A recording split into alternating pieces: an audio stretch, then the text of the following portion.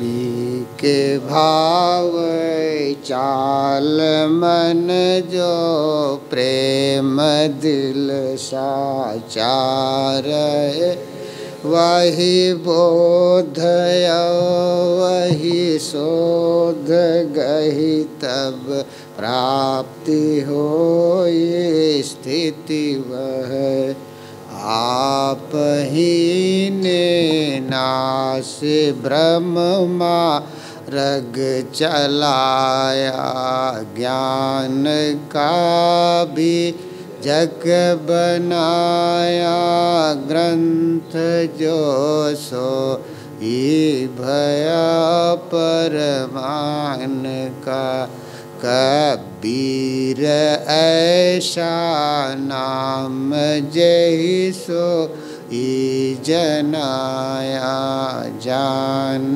का अज्ञान को जो हान कर वही बंदे मम मन मान का ज्ञान को जो हान कर वही बंदे मम मन मान का।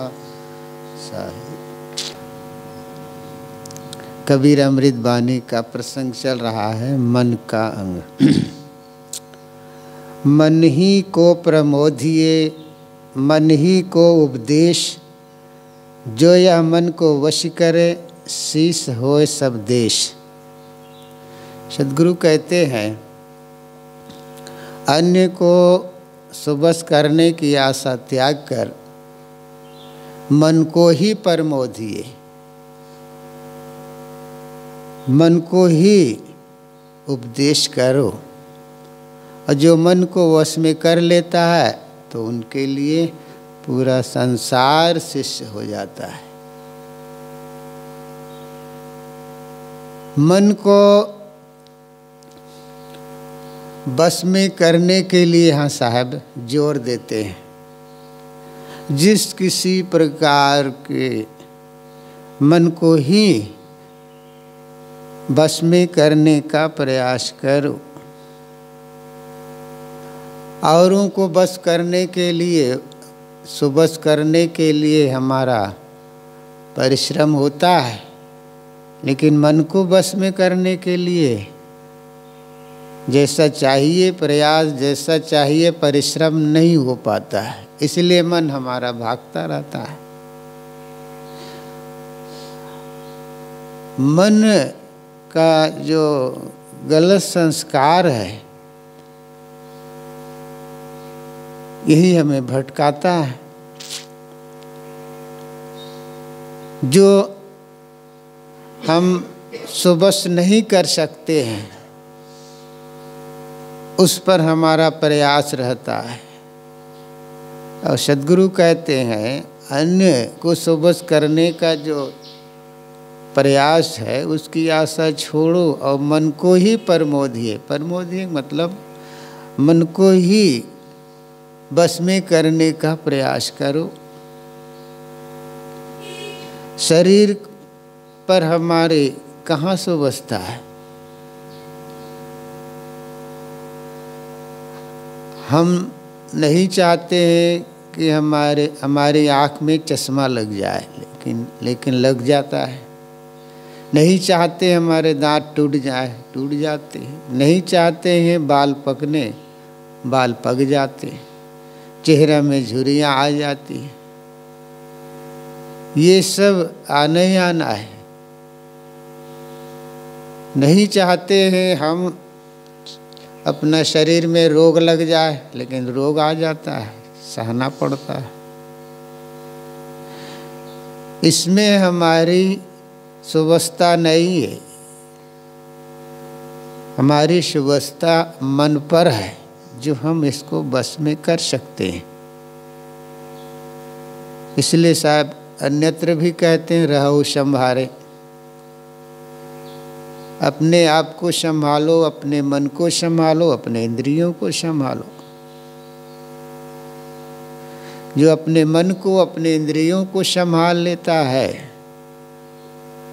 साहब कहते हैं उनके लिए सारा संसार शिष्य हो जाता है, जो अपना मन को बस में कर लिए, कोई शिष्य हो या ना हो। तो यहाँ साहब कहते हैं जो यह मन को बस करे शिष्य होए सब देश। जो अपने मन को बस में कर लेता है मानो उसका शिष्य सारा संसार हो गया। अपना मन अपने में काबू हो बस, और क्या चाहिए। मन गोरख मन गोविंद मन ही अवघड़ सोए, जो मन राखे जतन करी आपै करता होय। सद्गुरु कहते हैं मन गोरख, मन की दृढ़ता से ही लोग गोरख जैसे योगी बन जाते हैं। मन गोविंद, मन के पुरुषार्थ से ही मनुष्य गोविंद अर्थात भगवान कहलाता है, और मन को बिगाड़ करके अवघड़ बन जाता है। और जो मन राखे जतन करे आपै करता हो। यदि अपना मन को यत्नपूर्वक सुबस कर ले, सुबस रखता है, तो वह स्वयं कर्ता ईश्वर है। मन के दृढ़ता के कारण गोरख जैसे योगी हो जाता है। साहब यहाँ हमें विश्वास दिलाता है। गोरख हमारे भारतवर्ष में नाथ पंथ में बहुत बड़े योगी हुए हैं। उन्हीं के नाम से देखो गोरखपुर जिला भी बना है, और उन्हीं के नाम से लोग जाति को आरोपित कर लेते हैं। और गोरखनाथ मंदिर विशाल बना हुआ है गोरखपुर में। योग मार्ग में जो योग करता है, योग साधना जो करता है, उनमें बड़ी दृढ़ता होती है। गोरखनाथ योग के निष्णात हुए थे, महायोगी थे। 10वीं शताब्दी के उत्तरार्ध और 11वीं शताब्दी के शुरुआत में वो हुए हैं। और उनके विषय में खूब चमत्कार जोड़े जाते हैं। जैसे कबीर साहब के विषय में चमत्कार जोड़े जाते हैं, वैसे गोरखनाथ के विषय में भी चमत्कार जोड़े जाते हैं। गोरखनाथ योग के महान ज्ञानी थे, हठयोग के वे साधक थे। हठयोग के जिक्र बीजक में कबीर साहब ने किए हैं। विद्वानों का ये मत है, कबीर साहब भी हठयोग साधे होंगे, जब उन्हें आसार लगा तब छोड़ दिए। कबीर साहब राजयोग पर विश्वास है उन्हें। हठयोग और राजयोग। हठयोग में नेति, धोती, बस्ती, कपाली, कुंजल आदि करके शरीर की सफाई, फिर जो 6 चक्रों को वेधन करके सहस्त्रार्थ में पहुँच करके ज्योति या ब्रह्म का साक्षात्कार करते हैं। इन्हीं क्रियाओं में उनका पूरा दिन बीत जाता है। हठयोग में ये सब क्रिया करना होता है। नेति, जो एक हाथ के सूत नाक से खींच करके दूसरे नाक तक निकाल लेना, नाक की सफाई। धोती 4 मीटर 5 मीटर, दो अंगुल के जो चौड़ाई, लंबाई ज़्यादा 4 मीटर। घी या शहद मिला करके उसको मुंह द्वारा निगल लिया जाता है। एक बित्ता बचा करके फिर धीरे धीरे उसको बाहर खींचा जाता है। धोती जो पित्त की सफाई होती है,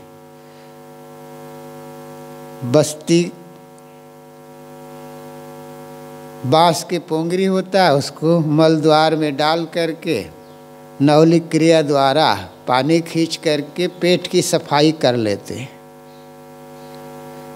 इस प्रकार क्रिया करके शरीर की शुद्धि करते हैं, शरीर की सफाई। फिर मूलाधार से स्वादिष्ठान, मणिपुर, आज्ञा, विशुद्धि आदि श्वास को चढ़ाते हैं और वहाँ अपना सहस्त्रार्थ में पहुँच करके ब्रह्म का अनुभव करते हैं। कबीर साहब किए होंगे, फिर उन्हें खंडन करना पड़ा। योगियक नगर बसो मत कोई, जोर बसे सो योगिया हुए। ये योगिया के उल्टा ज्ञान, काला चोला नहीं वाकी ज्ञान। अशार होने लगे। उसके बाद कबीर साहब ने खंडन भी किए। तो गोरखनाथ जी महान योगी हुए हैं भूतकाल में।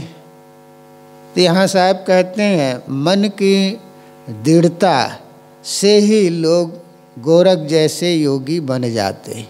मन को साधना पड़ता है और मन के पुरुषार्थ से मनुष्य गोविंद भगवान कहलाता है। भगवान ऐसे नहीं कहलाते,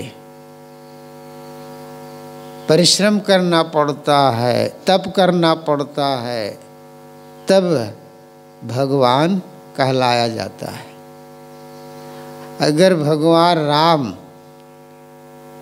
अगर वे 14 वर्ष कठोर तप न करते वनवास काल में और मर्यादा का पालन न करते तो भगवान न कहलाते। उस काल में बहुत राजे महाराजे हुए होंगे, लेकिन उनको भगवान नहीं माने गए। श्री राम ने तप किया, तब उन्हें आज हम लोग भगवान मानते हैं। श्री कृष्ण जी महाराज को भगवान हम लोग मानते हैं, भगवान कृष्ण के नाम से जाने जाते हैं। वे भी तप किया, साधना किए, तब वे भगवान कहलाए। खैर ये तो काव्य के अनुसार है, लेकिन साधना करके भगवान कहलाते हैं। नानक देव ने बहुत सुंदर कहा है, सुख दुख जीव पर से नहीं, लोभ मोह अभिमान। कहा नानक सुन रे मना, सो मूरत भगवान। सुख दुख जीव पर से नहीं, जिनको सुख दुख स्पर्श नहीं करता है, सुख दुख में सम रहते हैं, और लोभ मोह अभिमान जिनमें नहीं है। नानक देव कहते हैं, ऐ मन सुन,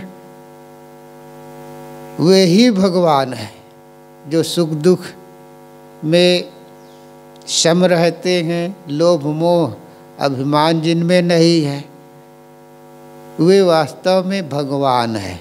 नानक देव कहते हैं। और कबीर साहब भगवान किसे कहते हैं? कर विचार विकार परिहरि तरण तारण सोय, कहाँ कबीर भगवंत भजु नर, द्वितीय और न कोई। जो विचार करके विकारों को परित्याग करते हैं वही तरण हैं और वही दूसरों को तारते हैं। साहब कहते हैं वे साक्षात भगवान है। ऐ संसार के लोगों, ऐसे महापुरुष की उपासना सेवा करो। भगवान का अर्थ संत जन बताते ही हैं। भग्न कर दिया वान उसे कहते हैं भगवान। जो अपना वान नाम बंधन को भग्न कर दिया, तोड़ दिया, उच्छिन्न कर दिया, उन्हें ही भगवान कहा गया। ज्ञान श्री ब्रह्मांडता यसबल विद्या हो, ये लक्षण जहाँ पाइए ईश जानिए सोए। ज्ञान विराग श्रुतियुत असर धर्म निधान एवं 67 भागयुत ताहि कहत भगवान। जिसमें 6 संपत्ति हो, जिसमें ऐश्वर्य हो, उन्हें ही भगवान कहा गया है। तथागत बुद्ध ने भी धम्मपदम में ये कहा, भग्ग रागो भग्ग दोषो भग्ग मोहिता भगवा।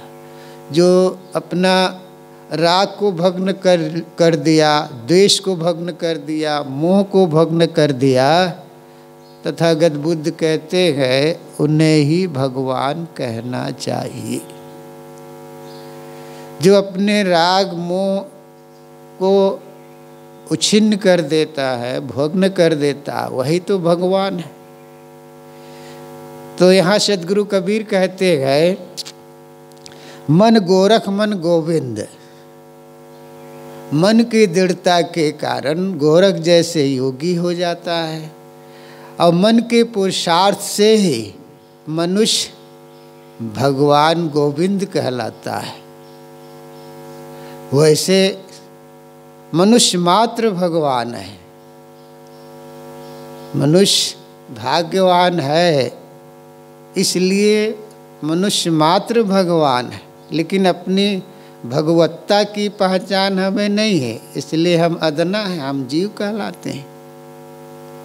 विश्राम सागर में ये बात आई है। लक्ष्मण ने प्रश्न किया है, श्री राम उत्तर दिया है। जीव इसमें भेद किम, इतनो आय सदीव। और बद्ध दशा में जीव है, मोक्ष दशा में शिव। बंधन की दशा में यह जीव कहलाता है, और मोक्ष की दशा में यह शिव कहलाता है। प्राणी प्राणी में ही भगवत्ता है। रह गई बात अपनी भगवत्ता की पहचान नहीं है। प्राणी को ही भगवान माना गया है। कबीर साहब विशुद्ध आत्मा को भगवान कहा, सोई नूर दिल पाक है, सोई नूर पहचान।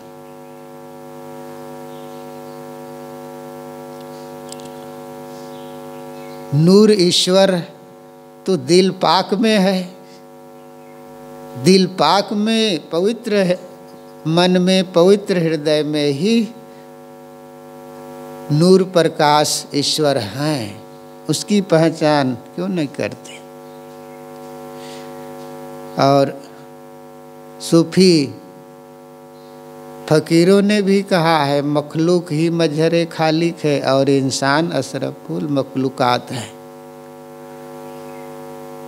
मखलूक कहते हैं प्राणी को, मजहरे प्रत्यक्ष खालिक ईश्वर, अर्थात प्राणी ही प्रत्यक्ष रूप में ईश्वर है, और इंसान प्राणियों में सर्वोच्च है। इसलिए इंसान में ही खुदा और ईश्वर की पहचान होगी। सद्गुरु कहते हैं, मन के पुरुषार्थ से ही मनुष्य गोविंद और ईश्वर कहलाता है। मन ही अवघड़ सोए, और मन को बिगाड़ करके मनुष्य अवघड़ बन जाता है। अवघड़ एक संप्रदाय भी है। अवघड़ मत वाले अक्सर शमशान में वे रहते हैं, और जब उन्हें भूख लगती है तो गड़े हुए मुर्दा को भी चीर फाड़ के खा जाता है। अवघड़ मत में ये परहेज नहीं बताया जाता है। यहाँ का अवघड़ है, मन को बिगाड़ करके आदमी अवघड़ बन जाता है।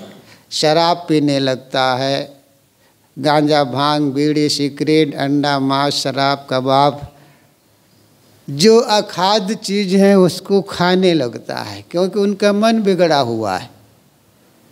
मन को बिगाड़ करके आदमी अवघड़ बन जाता है, कुआचरण करने लग जाता है, कुखाद्य को खाने लगता है, अपेय को पीने लग जाता है। क्योंकि मन को उन्होंने अवघड़ बना लिया है। साहब कहते हैं इसमें मन ही कारण है। सब मिलाकर के कहा जाए तो मन ही आगे आगे चलता है। तथागत बुद्ध ने कहा है, मनोपुग्मा धम्मा मनोसेठा मनोमया मनसा चेपत दुष्ठे न भासति वा करो ततो नम दुख मनवेत चक्कम वा बहतो पदम। मन सभी कर्मों में पूर्वगामी और श्रेष्ठ है। सारे कर्म मनोमय है। जो मनुष्य मन में बुराई रख करके कर्म करता है, बोलता है, तो उसके पीछे दुख वैसे ही लग जाता है जैसे गाड़ी में जुते हुए बैलों के पीछे पहिया। तो मन ही आगे आगे काम करता है।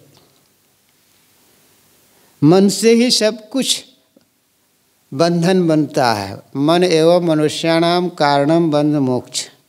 मन ही बंधन और कारण का बंधन और मोक्ष कारण है। सद्गुरु कहते हैं, मन ही अवघड़ सोय, जो मन राखे जतन करी आप ही करता होए।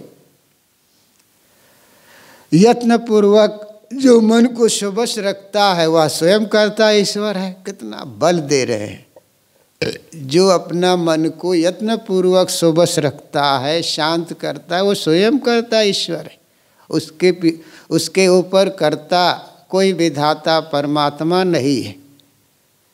जिन्होंने अपने मन को सुबस कर लिया यत्न पूर्वक साधना के द्वारा, वो स्वयं करता ईश्वर है। उसके ऊपर और करता ईश्वर कहाँ। ये तो महाभारत में भी ये बातें आई हैं।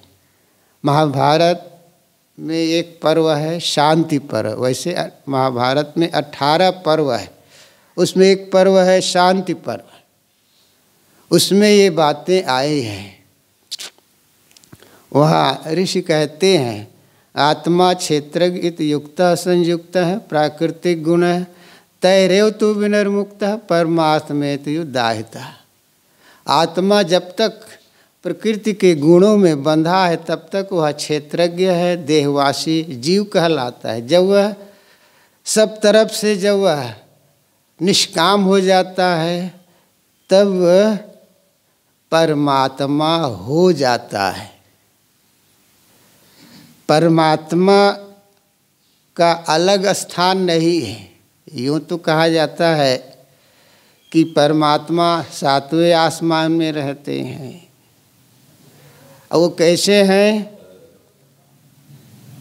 निर्गुण निराकार है। और विशेषण लगाया जाता है, वो सर्वज्ञ है, सर्वशक्तिमान है। जो चाहे वो कर भी सकते हैं। वो चाहे तो सूर्य में कमल फूल और कमल फूल में सूर्य उगा सकते हैं। यहाँ तक कर्ता भगवान ईश्वर की महिमा में ये बातें आती है। वो चाहे तो सब कुछ कर सकते हैं।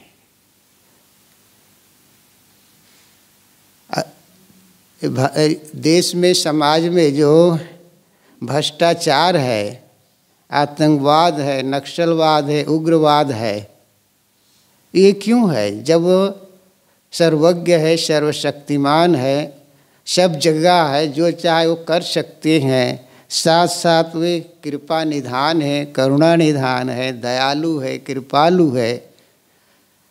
दयालु और कृपालु सर्वज्ञ के होते हुए ये जो नक्सलवाद उग्रवाद ये क्यों है? भ्रष्टाचार क्यों है? केवल महिमा में ये बातें कही गई है। ऐसा कोई सर्वज्ञ सर्वशक्तिमान कहीं आकाश में कुर्सी डाले बैठा नहीं है जो वहाँ से हम सबके करनी को कर्तव्य को देखता हो। अगर वो देखता हो तो क्या आँख मूंद के देखता हो तो क्यों नहीं समाधान कर रहे हैं? तो ये महिमा में ये बातें कह दी जाती है, वस्तुतः सच नहीं है।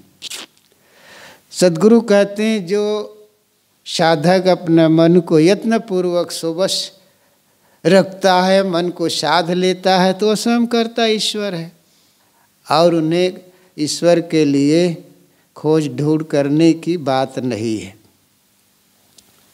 मन मोटा मन पातरा, मन पानी मन लाए, मन के जैसी उपजे तैसी ही हो जाए। सद्गुरु कहते हैं मन मोटा मन पातरा। शाब्दिक अर्थ, मन मोटा है, मन पतला है, मन पानी है, मन आग है।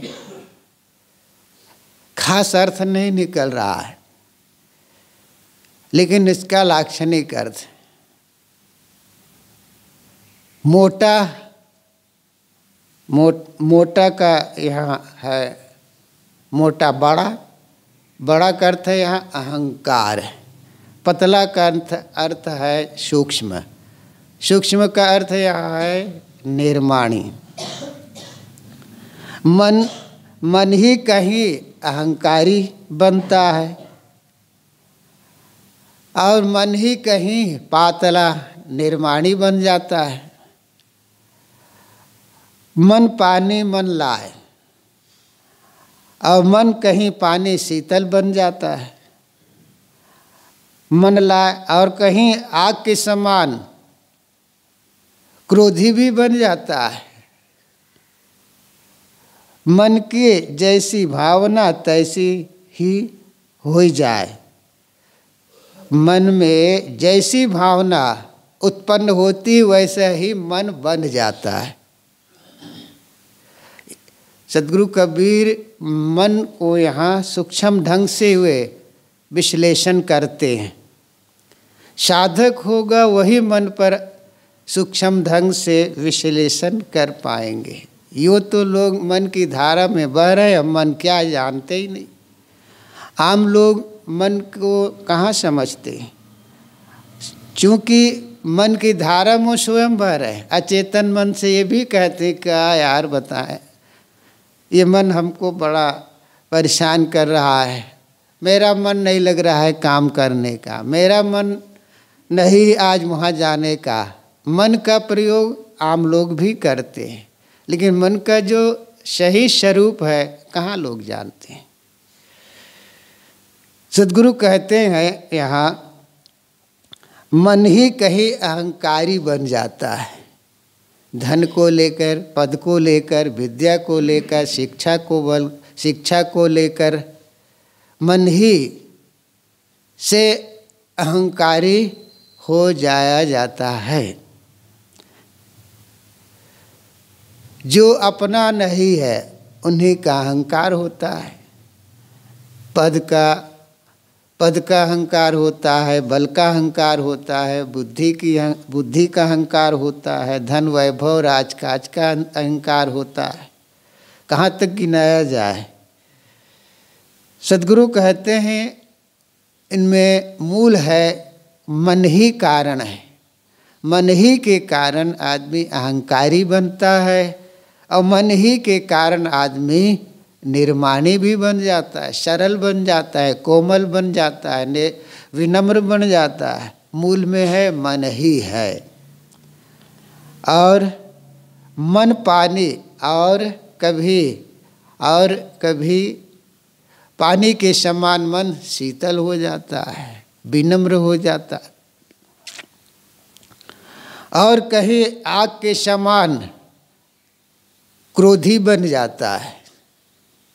मूल में है मन ही है। प्रतिकूल अवस्था आती है तो आदमी क्रोध में उबल जाता है। क्रोध ऐसा नहीं आता है, वो आता है तो परिवार सहित आता है, अकेला नहीं आता है। क्रोध जब भी आएगा तो अपना परिवार लेकर आता है। अब क्रोध क्यों होता है? प्रतिकूल अवस्था में लोग मानते हैं क्रोध। सही बात, अपने मन के अनुकूल नहीं हुआ, प्रतिकूल हुआ तब गुस्सा आता है, क्रोध आता है। अपेक्षा की उपेक्षा होती है तब क्रोध आता है। इच्छा की पूर्ति नहीं होती है तब क्रोध आता है। तो क्रोध जब भी आएगा अकेला नहीं आता है, वो परिवार सहित आता है। क्रोध के पिता कौन है? घमंडी राम। जो जितना घमंडी होगा, जितना अहंकारी होगा, उतना ही गुस्सैल होगा। देखो दुर्योधन पल पल गुस्सा में आता है, आवेश में आता है, अब मुझे युद्ध चाहिए। रावण को यही बात बताए गए, कंस को। जो जितना अहंकारी होगा उतना ही गुस्सैल और क्रोधी होता है। तो क्रोध का बाप कौन है? घमंडी राम। और उनकी महतारी कौन है? असहनशीलता। आदमी जितना असहनशीलता होगा उतना ही गुस्सा आएगा, उतना ही क्रोध आएगा। सहनशीलता में गुस्सा नहीं आएगा, क्रोध नहीं आएगा। तो उसकी महतारी कौन है? असहनशीलता। और उसकी श्रीमती कौन है? क्रोध के हिंसा देवी। क्रोध आएगा तो हिंसा हत्या होगी ही होगी। और उनका बड़ा भाई कौन है? क्रोध का बड़ा भाई कौन है? कामनाएं। कामनाओं में भंग पड़ने पर ही गुस्सा क्रोध आता है। तो क्रोध का बड़ा भाई है, वो है कामनाएं, काम। और उसका मझला भैया कौन है? लोभ। और उनके पुत्र कौन है? राग देश। और उनके प्रपौत्र कौन है? कला, चिंता, भय, शोक, मोह। ये क्रोध के परिवार हैं।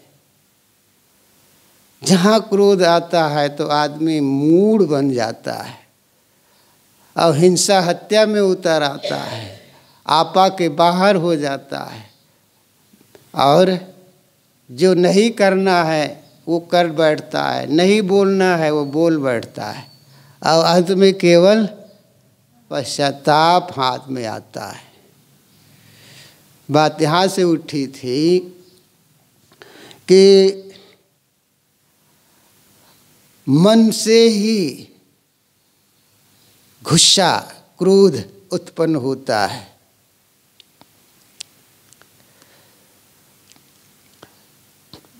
मन लाग। मन ही कहीं आग के समान क्रोधी भी बन जाता है। मन की जैसी उपजी तैसे ही होवे जाए। मन की जैसी भावना उत्पन्न होती वैसे ही मन बन जाता है।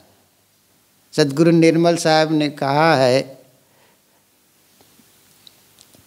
जैसी वृत्ति बनती है वैसे रूप बनता है, जैसी भावनाएं होती है वैसे मन बनता है। जब लोभ आता है तब लगता है मैं लोभमय हूँ, क्रोध आता है तो क्रोधमय, मोह आता है तो मोहमय। जो वृत्ति जिस क्षण में आती है वैसे ही मन को आभास होता है, वैसे ही अनुरूप अपने को मानने लग जाता है। साहब कहते हैं, मन की जैसी उपजी तैसे ही होए जाए। हृदय में जैसी भावना उत्पन्न होती वैसे ही मन हो जाता है। मन दाता, मन लालची, मन राजा, मन रंक। जो या मन गुरु सो मिले तो गुरु मिले निसंग। सद्गुरु कहते हैं, मन की शुद्धि अशुद्धि भाव से दाता और लालची, उदार और कंजूस बनता है। जो या मन गुरु सो मिले।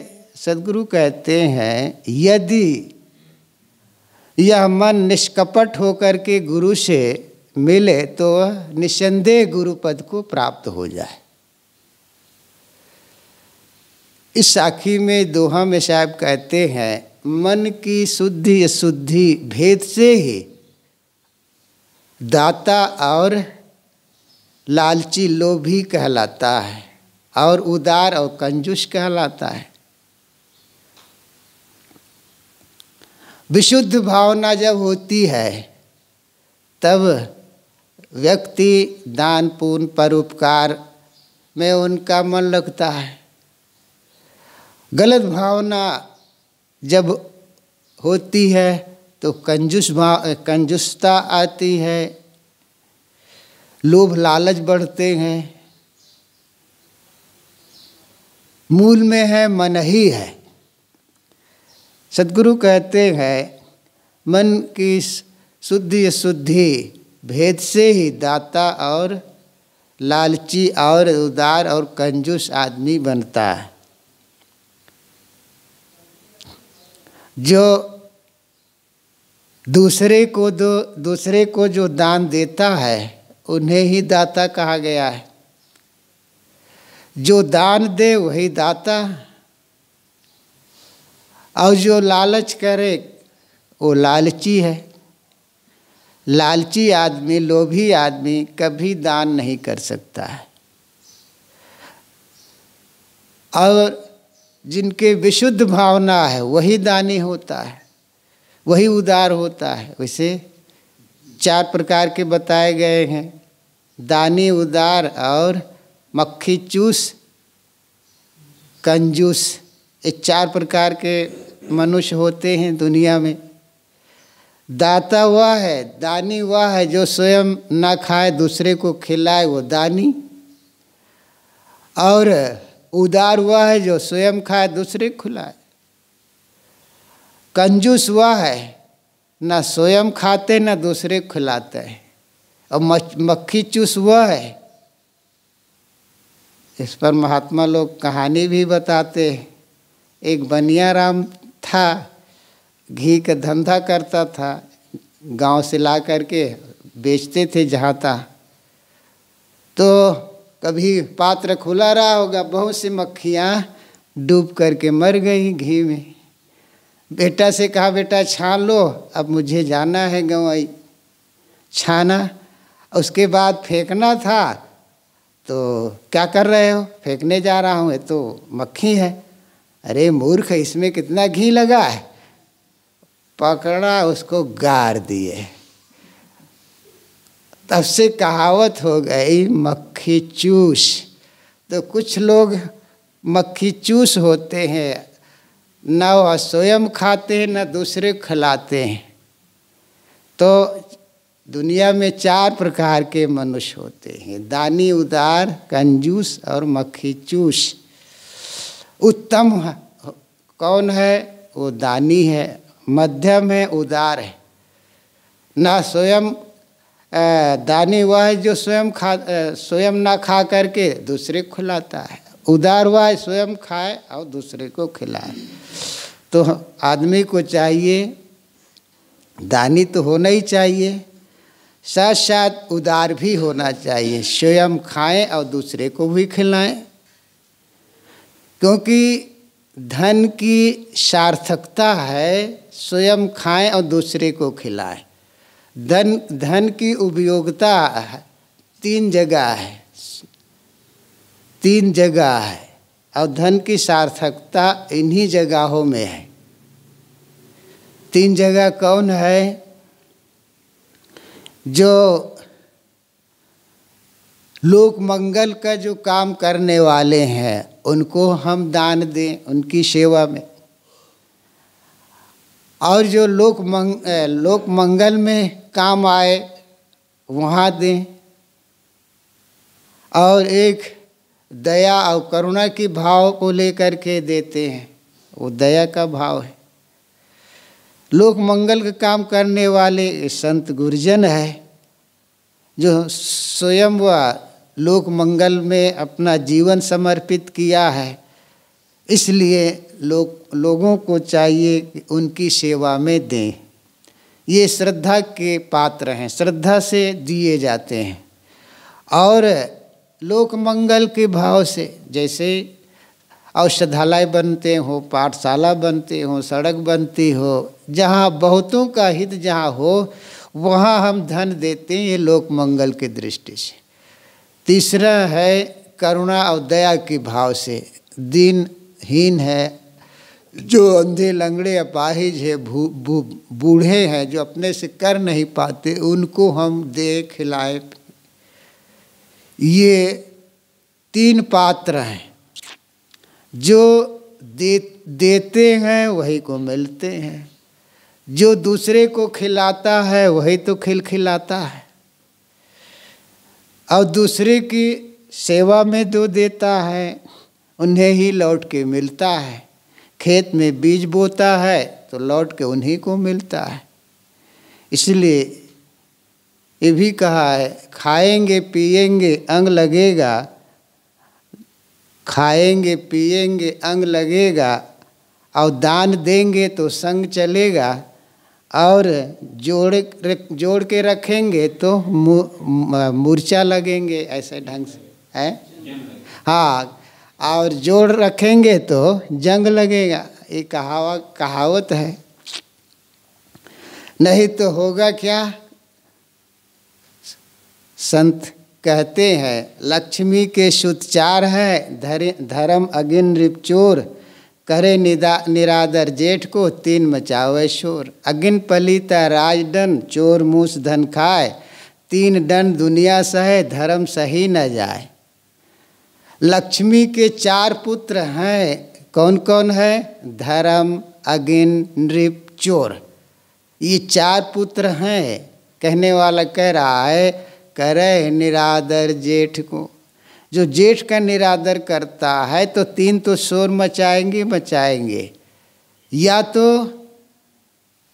आग लग जाती है तो सारा धन स्वाहा हो जाता है। कुछ वर्ष पूर्व इसी सुलेम सराय में कपड़े की दुकान में आग लगी तो 50 लाख की संपत्ति जल करके राख हो गई और 3 की जान चली गई। बुढ़िया माई, बहू और उनकी बेटी, 3 जने के जान गई। तो अगर परोपकार में, सेवा में, स्वयं के में नहीं लगाया, जोड़ के रखा तो क्या होता है? 3 तो शोर मचाएंगे, या तो आग लगती है तो सारी संपत्ति जल करके राख हो जाती है, और या तो राजा छापा मार करके वो ले लेते हैं। देखो, मोदी सरकार कुछ वर्ष पूर्व काला धन को किस तरीक़ा से निकलाए हैं। बोरा के बोरा नोट पिछवाड़े में डाल देते थे, आग लगा देते थे, पता नहीं कैसे करके छिपाते रहे। तो राजा छापा मार के ले लेंगे। और तीसरा है, चोर डाकू आएगा, वो बिजली का करंट लगा करके वो ले लेगा। एक गांव के बड़ा किसान था, एक आश्रम बन रहा था नया, उनसे कहा गया कि आप 5000 का जीवन सदस्य बन जाइए। तो उन्होंने क्या जवाब दिया? साहेब कहाँ इतना पैसा। ठीक दशहरा दिवाली का समय आया, 1 महीना के बाद दीपावली में लोग लक्ष्मी पूजा करते हैं। तो जहाँ तक इधर उधर रहती है चीज़ें, पैसा हो या गहना गुड़िया जो भी हो, इकट्ठा करके लोग लक्ष्मी पूजा करते हैं। तो ठीक दूसरे दिन 3 बदमाश पहुंच गए, एक गली घूम रहे थे, एक बिजली खंभे से चढ़ा और एक 2 अंदर घुसे, मालिक को बांध दिए गए और खूब पिटाई की। तो भी चाबी तिजोरी की नहीं दे रहे। उनकी 12 साल की लड़की थी, उनको बड़ा दुख हुआ, क्यों मार रहे हमारे पापा को, क्यों मार रहे? चोर बदमाश वो तो मुंह में कपड़ा बांध के जाए रहते हैं, वो बोलेगा थोड़े। इशारा किया चाबी के, इसी चाबी के लिए मारते हो, लो चाबी दे दिए। अब खोल रहे हैं, खुल नहीं रहे हैं। 10-20 चाबी है, घुसाता रहा, खुलता नहीं रहा था। लड़की ने फिर कहा चोरी करने आए हो, ताला खोलने नहीं आता, ला मैं खोलती हूँ। खोल दी। अब नगद 70,000 रुपया निकला और महिलाओं का गहना निकला। और बेटी जो थी वो सोने के हार पहन रखे थे, लो इसको ले लो। कहा बेटी तू रख, मैंने इसको नहीं। क्यों, मैं जान रहा हूँ शुद्धिकरण के लिए बुलाया गया। तो हम लोग 3 मूर्ति गए थे, नज़दीक था गांव, गए पाठ वाठ किए, पूजा पाठ किए शुद्धिकरण के लिए। तो या तो चोर डाकू आएगा, कहने का मतलब या तो चोर डाकू आएगा वो मार पीट के ले लेगा। तो कहने का यहाँ अभिप्राय है मन से ही, मन की शुद्धि अशुद्धि से आदमी दाता, लोभी, उदार और कंजूस कहलाता है। इसलिए मन को विशुद्ध भावना रख करके जहाँ तक बन सके अपने से बन जाए, 50वां 100वां कुछ न कुछ परोपकार में लगाना चाहिए। क्योंकि अगर हम भविष्य को उज्जवल देखना चाहें तो धर्म का बीज अवश्य ही बोना चाहिए। हमारा ये अंतःकरण ये खेत है। गोस्वामी जी ने कहा है कि ये अंतःकरण क्या है, ये खेत है। तुलसी यह तन खेत है, मन वच कर्म किसान, पाप पुण्य 2 बीज है, लुए सुनुदे निदान। गोस्वामी जी कहते हैं यह अंतःकरण ये खेत है, पाप पुण्य 2 बीज है, बोएगा वही निदान में उसको काटना पड़ेगा। इसलिए हम अपने अंतःकरण रूपी खेत में ऐसा बीज बोए जो हमारे लिए भविष्य के लिए वह काम आए। तो साहब यहाँ कहते हैं मन दाता मन लालची, मन राजा मन रंग, जो यह मन गुरु सो मिले तो गुरु मिले निसंग। जीव अपना भविष्य को उज्जवल चाहे तो ये काम करना पड़ेगा, समय पूरा साहे।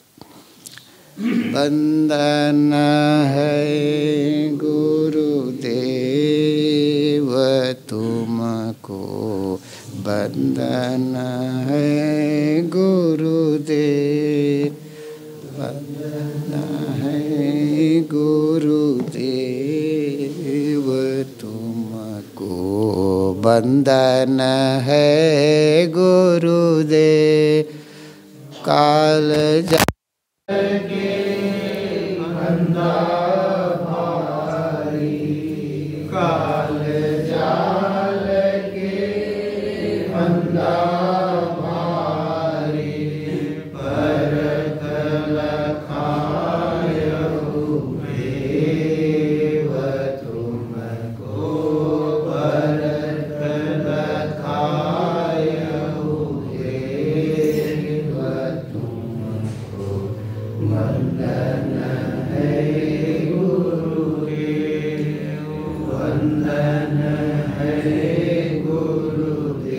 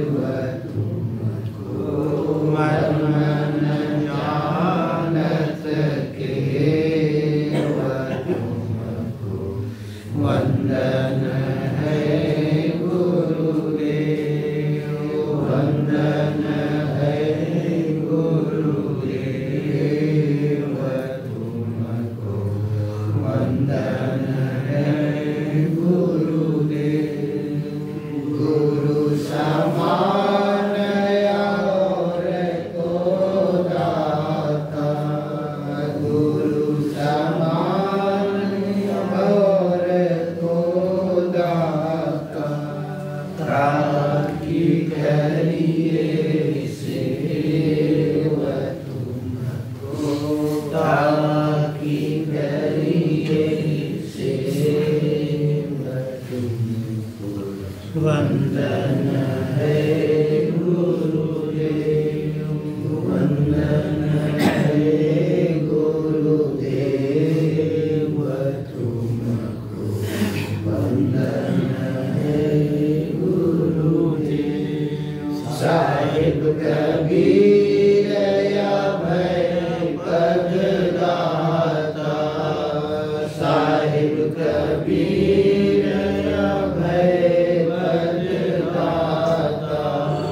पूरन परख समेव तुमको, पूरन परख समेव तुमको। वंदन है गुरुदेव, वंदन है गुरुदेव तुमको, वंदन है गुरुदेव। सारे बंदगी, सारे बंदगी, सारे बोलिए सद्गुरुदेव की जय, संत समाज की जय।